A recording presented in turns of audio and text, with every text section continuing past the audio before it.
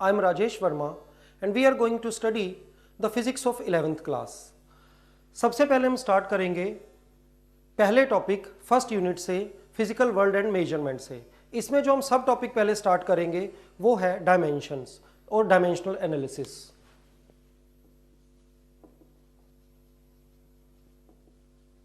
क्या होती हैं डायमेंशंस? फिजिक्स में हम जितनी भी क्वांटिटीज को स्टडी करते हैं, ऐसा पाया गया है कि उनमें से ज़्यादातर क्वांटिटीज में या तो मास या लेंथ या टाइम, यही तीन चीज़ें बार बार रिपीट होती हैं। किसी में मास एक बार आता है, किसी में दो बार आता है, किसी में टाइम एक से ज़्यादा बार आता है। तो किसी फिजिक्स की क्वांटिटी में मास, लेंथ और टाइम कितनी कितनी बार अपीयर होते हैं, इनको देखना, इनको लिखना कहलाता है उनकी डायमेंशंस। तो आइए हम बेसिक फिजिकल क्वांटिटीज की डायमेंशन से स्टार्ट करते हैं। एरिया होता है लेंथ इनटू ब्रेड्थ। अगर मैं कहूं कि इस बोर्ड की लंबाई 2 मीटर है और इसकी चौड़ाई 1 मीटर है, तो जो इसकी विड्थ है, जो इसकी ब्रेड्थ है, वो भी एक्चुअल में एक लेंथ ही है। लेंथ, ब्रेड्थ, हाइट, ये सभी एक्चुअल में लेंथ होते हैं। तो लेंथ को हम रिप्रेजेंट करते हैं एल से, ब्रेड्थ जो कि एक लेंथ है उसको भी एल से रिप्रेजेंट करेंगे। इसकी ओवरऑल वैल्यू आ गई एल स्क्वायर। इस क्वांटिटी में मास और टाइम बिल्कुल नहीं है, तो हम इसको लिख सकते हैं m0 L2 T0। जो क्वांटिटी m, l और t में से नहीं होंगी उनकी पावर 0 कर दी जाएगी। और इसको ऐसे नहीं बोला जाएगा m raise to power 0 L square, इस तरह से ना बोलकर हम बोलेंगे m0 L2 T0। What is volume? It is length into breadth into height. Length is L, breadth is also a length, height is also a length. So its dimension is L cube. Complete formula will be M0 L3. What is density? Density is mass upon volume, mass per unit volume. Mass is M और अभी अभी हमने देखा volume की dimension होती है L cube, L3. So it becomes ml minus 3. What is velocity? Velocity is displacement upon time. Speed is distance upon time, velocity is displacement upon time. Distance is a length, so we will represent it by L. Time is t, so its dimension is Lt minus 1. What is acceleration? Acceleration is change in velocity per unit time. अगर हम कहें एक body पहले 5 metre per second की velocity से travel कर रही थी, बाद में इसकी वेलोसिटी हो गई 7 metre per second, then what is the change in velocity? The change in velocity is 2 metre per second. ये इनिशियल वेलोसिटी थी, ये फाइनल वेलोसिटी थी और ये चेंज इन वेलोसिटी है। नॉर्मली चेंज को हम डेल्टा से रिप्रेजेंट करते हैं। This symbol is not called triangle, physics में हम इसको कहेंगे डेल्टा। नॉर्मली ये चेंज को रिप्रेजेंट किया करेगा। चेंज इन वेलोसिटी की यूनिट भी वही है जो कि खुद वेलोसिटी की यूनिट है। हम यूं याद रखेंगे, change in velocity is a velocity. आगे चलकर अगर कभी जरूरत पड़ी तो change in acceleration is an acceleration, change of force is a force. तो चेंज इन वेलोसिटी की वही डायमेंशन होंगी जो कि वेलोसिटी की होती हैं। और अभी हमने देखा था वेलोसिटी की डायमेंशंस है Lt minus 1। So change in velocity की डायमेंशंस होंगी Lt माइनस 1 और डिनोमिनेटर में टाइम की डायमेंशन होगी t। Complete dimension will be Lt minus 2 and complete dimensional formula will be m0 L1 t minus 2। Main dimension से dimensional formula में convert करना कोई मुश्किल काम नहीं है। जो चीज नहीं प्रेजेंट है बीच में, जैसे कि यहाँ m नहीं था तो उसकी पावर 0 कर दें। आगे से मैं केवल मेन डायमेंशन को ही लिखा करूंगा, डायमेंशनल फार्मूला में खुद कन्वर्ट कर लीजिए। Next term we are going to study is force. Force is mass into acceleration. Mass is represented by m and acceleration अभी अभी हमने देखा डायमेंशन होती है Lt माइनस 2। कंप्लीट डायमेंशन हो गई mLt माइनस 2। आपको याद होगा वर्क क्या होता है? वर्क होता है फोर्स इनटू डिस्टेंस। फोर्स की डायमेंशन थी mLt माइनस 2 और डिस्टेंस एक लेंथ है, उसकी डायमेंशन है l। So complete dimension is mL2 t minus 2। The next term is energy. What is energy? The capacity और capability of a body to do work is called energy. तो energy की dimensions वही होंगी जो कि work की होंगी. Dimensions of energy are again mL2T-2. Energy के साथ अगर हम कोई और टर्म लगाते हैं जैसे कि nuclear energy, kinetic energy, potential energy, geothermal energy, mechanical energy या कोई और वर्ड है, तो ये सभी की सभी एनर्जीज ही. तो किसी भी टाइप की एनर्जी अगर आगे हमको जरूरत पड़ेगी उसकी डायमेंशन यही की यही रहेंगी. The next term is power. What is power? The rate of doing work per unit time. Dimension of work mL2T-2 and dimension of time T. So it is mL2T-3. ये वो फिजिकल क्वांटिटीज हैं जो हम पहले study कर चुके हैं. कई नई टर्म्स भी आएंगी. हमारे को ये फाइंड करना होगा पहले कि जैसे वर्क फोर्स इनटू डिस्टेंस से मिलकर बनता है, इस तरीके से जो नई टर्म्स हमारी आएंगी वो किन किन टर्म्स का प्रोडक्ट है या डिवीजन से आ रही हैं. उसके बाद हम बेसिक डायमेंशंस को पुट कर उनकी डायमेंशंस फाइंड करेंगे. The next term we are going to study is momentum.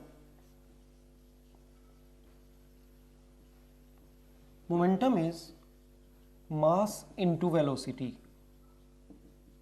Mass is m और जैसा कि हमने अभी देखा था वेलोसिटी की डायमेंशन होती है LT-1. So complete dimension of momentum is mLT-1. Next is stress. Stress के बारे में शायद हम में से ज़्यादातर ने पहले नहीं पढ़ा होगा.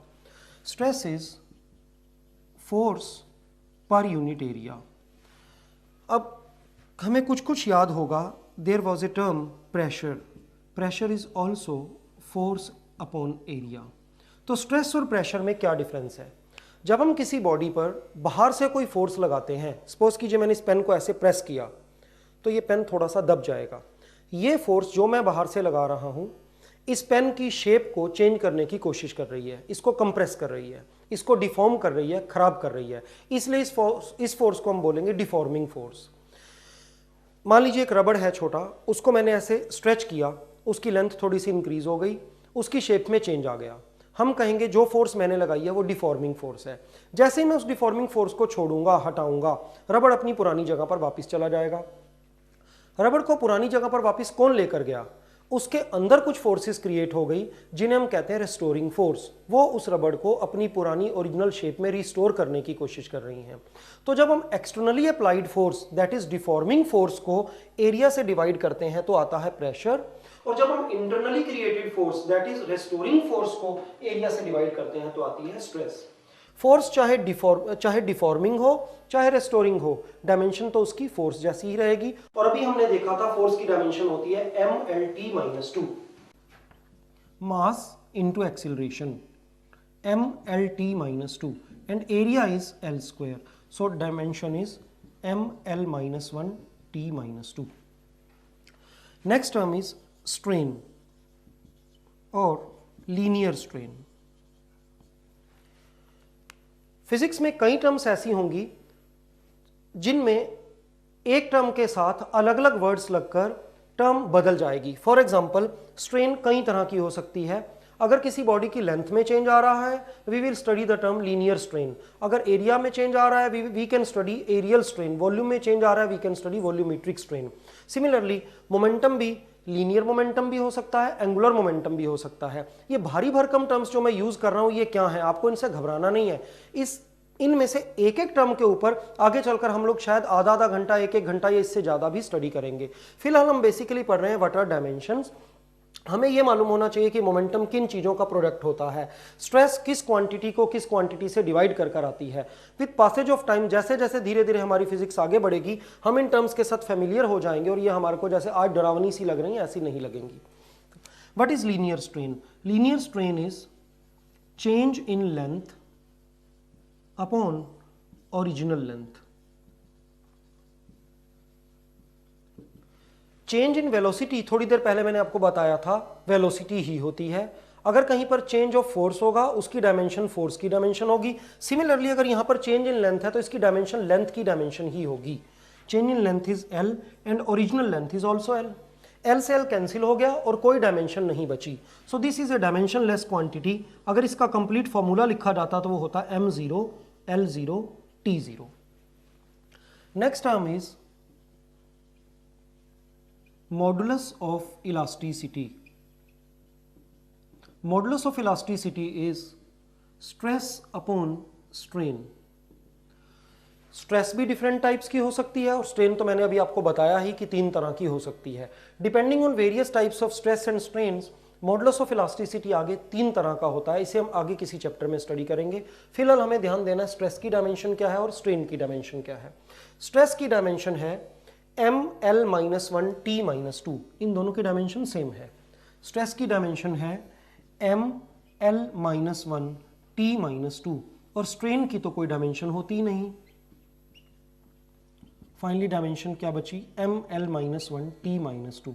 अब अगर आपसे पूछा जाए फिजिक्स में 3 क्वांटिटीज बताइए जिनकी डायमेंशन सेम होती है, तो वो क्वांटिटीज हैं stress, pressure and modulus of elasticity. आगे चलकर एक टर्म आएगी सरफेस टेंशन।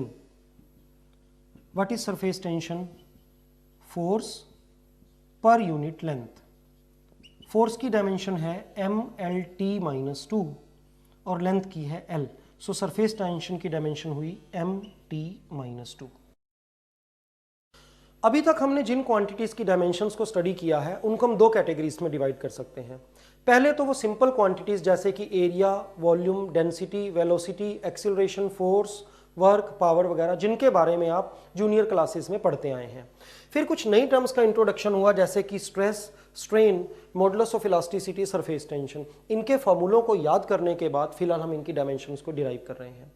कुछ और ऐसी चीज़ें हैं जो हम जूनियर क्लासेस में पढ़ कर आए हैं, वहाँ से भी कई डायमेंशंस डिराइव की जा सकती हैं। फॉर एग्जांपल हमने न्यूटन्स लॉ ऑफ ग्रेविटेशन के बारे में पढ़ा होगा। उसमें एक टर्म आती थी capital G, universal gravitational constant. तो आइए देखें उसकी डायमेंशन कैसे निकालेंगे। हमें याद होगा न्यूटन्स लॉ ऑफ ग्रेविटेशन के according force between 2 bodies, force of gravity is g m1 m2 upon r square. Force is directly proportional to product of the masses and it is inversely proportional to square of the distance between 2 bodies। ये formula हमने कहीं derive किया हुआ है already या इसके बारे में पढ़ा हुआ है।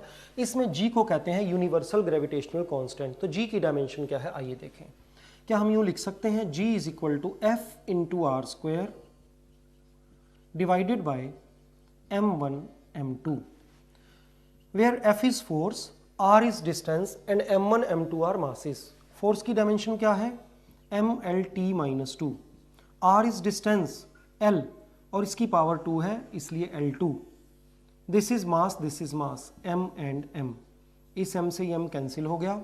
फाइनली क्या बचा m-1 l3 t-2।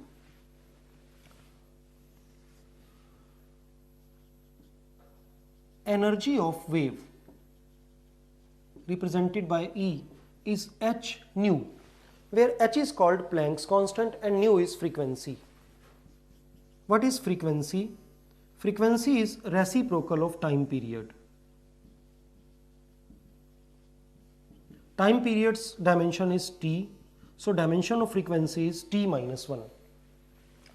हमारे को h की डायमेंशन नहीं मालूम, फ्रीक्वेंसी की पता है, एनर्जी की पता है। एनर्जी की अभी आपको याद होगी, वही डायमेंशन थी जो वर्क की थी और वर्क की डायमेंशन होती है फोर्स इंटू डिस्टेंस। फोर्स होता है mlt-2 और डिस्टेंस l, कुल मिलाकर आया ml2t-2। मान लीजिए एग्जाम में हमें वर्क की डायमेंशन भूल गई तो हम इस तरीके से फटाफट फार्मूला साइड में रफ वर्क में लिखकर इसको ऑब्टेन कर सकते हैं। यहाँ हमारा एम है h की डायमेंशन को निकालना। h is E by nu. Energy dimension is ml2 t-2 and frequency is t-1. So dimension of Planck constant is ml2 t-1। Numerator में जाकर उसकी पावर 1 हो जाएगी, it becomes t-1। तो डिफरेंट क्वांटिटीज की डायमेंशंस को हमने देखा। पहली डायमेंशंस वो वाली थी, उन क्वांटिटीज की थी जो बड़ी सिंपल सी क्वांटिटीज थी जैसे कि एरिया, वॉल्यूम वगैरह। उसके बाद कुछ नई क्वांटिटीज इंट्रोड्यूस हुई और कुछ क्वांटिटीज जैसे कि Planck's constant and universal gravitational constant ऐसी भी हैं जिनकी डायमेंशन को हम फार्मूला को मैनिपुलेट कर कर क्रिएट कर सकते हैं। अब हमारे माइंड में एक क्वेश्चन आ रहा होगा कि इन डायमेंशंस का फायदा क्या है, क्यों हम ये स्टडी कर रहे हैं। लास्ट क्लास में तो साइंस बड़ी आसान होती थी, सुनते थे और आसानी से याद हो जाती थी, यहाँ पर तो सब कुछ हाथ से करना पड़ेगा। क्यों कर रहे हैं हम ये सब? डायमेंशनल एनालिसिस को करने के 3 एडवांटेजेस हैं।